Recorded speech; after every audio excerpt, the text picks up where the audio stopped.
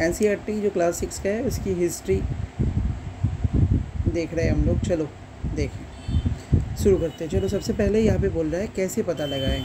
ये जानने के लिए कल क्या हुआ था, और रेडियो सुन सकते हो, टेलीविज़न देख सकते हो, फिर अखबार पढ़ सकते हो। साथ ही अगर हम इसको यूज़ करें स्क्रीनशॉट में तो यहाँ पे हम लोग ये पढ़ सकते हैं, तो फिर सुन सकते हैं पिछले साल क्या हुआ था, ये सब क्या न्यूज़ के थ्रू से जान सकते हैं।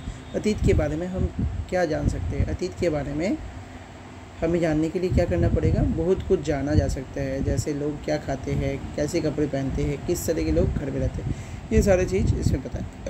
तो सबसे पहले फिर लोग कहाँ रहते थे, नर्मदा नदी पता लगाओ। कई लाख वर्ष पहले लोग इसी नदी के तट पर रहे हैं।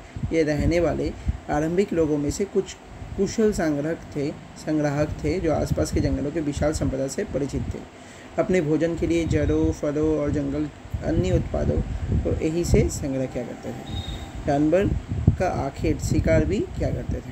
ठीक है, फिर यहाँ पे बता रहा है कि अब तुम उत्तर पश्चिम सुलेमान और किरथिर पहाड़ियाँ के बारे में पता लगाओगे। इसे बता रहा है जो ये जो है मैप में उसमें देख सकते हैं। तो इस क्षेत्र में कुछ ऐसे स्थान हैं जो 8,000 वर्ष पूर्व हाँ क्या है कि इस क्षेत्र में कुछ ऐसा स्थान है जो 8,000 वर्ष पूर्व स्त्री पुरुष के सबसे पहले गेहूँ जौ जैसी फसलों का उपजाना प्रारंभ किया। गेहूँ जौ जैसी सबसे पहले क्या उपजाना प्रारंभ किया। उन्होंने भेड़, बकरी, गाय, बैल, पशुओं को पालतू बनाना शुरू किया। ये लोग गांव में रहते थे। उत्तर पूर्व में गारो, मध्य भारत में विंध्य पहाड़ियाँ पता लगाओ। इसमें हम लोग देख सकते हैं कि विंध्य पहाड़ियाँ कहाँ पे। तो इस मैप को अगर एलोकेट किया जाए तो विंध्य पहाड़ियाँ यहाँ पे हैं, ठीक है, और सोन नदी यहाँ पे है। तो इस तरह से गारो पहाड़ियाँ कहाँ पे, इस जगह पे। सभी नदी कहाँ पे क्या नहीं है इस मैप में दिखाया गया है। देखो आराम से देख सकते हो।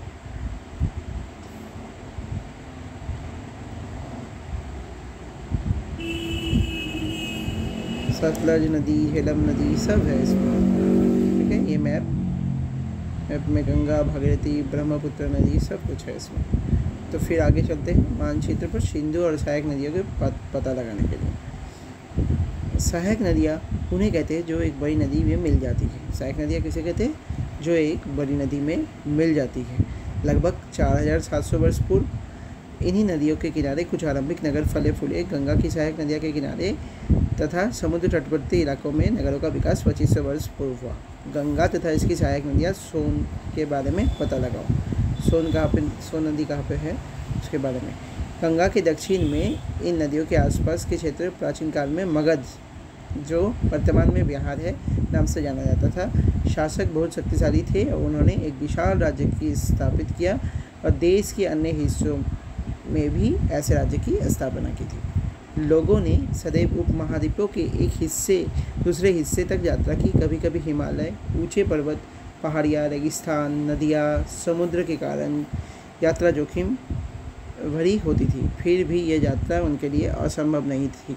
अतः कभी लोग काम की तलाश में तो कभी प्राकृतिक आपदाओं के कारण एक स्थान से दूसरे स्थान जाया करते थे। कभी कभी सेनाएं दूसरे क्षेत्रों पर विजय हासिल करने के लिए जाती थी। इसके अतिरिक्त व्यापारी कभी काफिले में तो कभी जहाज़ों में अपने साथ मूल्यवान वस्तुओं को लेकर एक स्थान से दूसरे स्थान जाते रहते थे। धार्मिक गुरु के लोगों की शिक्षा और सलाह देते हुए एक गांव दूसरे गांव में, एक कस्बे से दूसरे कस्बे में जाया करते थे। ठीक है, तो और ये कुछ नए लोग रोचक स्थानों को खोजना चाहने की उत्सुकता रखते थे। इस तरह से यहाँ पे है आधुनिक भारत में जो है इस तरह से परिभ्रमण करते हुए आए। आज के लोग की यात्रा क्या करते हैं आधुनिक युग में। एक बार फिर मानचित्र 1 को देखेंगे। देखो मानचित्र 1 में हम लोग को नर्मदा, सोन कहाँ पे, सोन नदी कहाँ पे है, ये विंध्य पर्वत के यहाँ पे।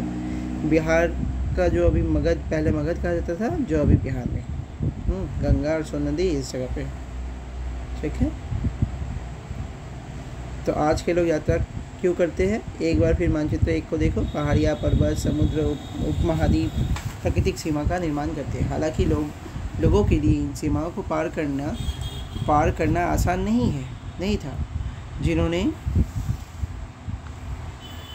जिन्होंने ऐसा चाहा वो ऐसा कर सके, वो पर्वतों ऊंचाई छू सके, गहरे समुद्र को पार कर सके। उपमहाद्वीपों के बाहर में कुछ लोगों यहाँ आए और यह बस गए। लोगों ने ये आवागमन हमारी सांस्कृतिक परंपराओं के समृद्ध किया।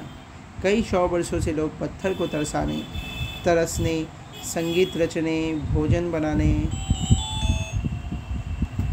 हेलो, हाँ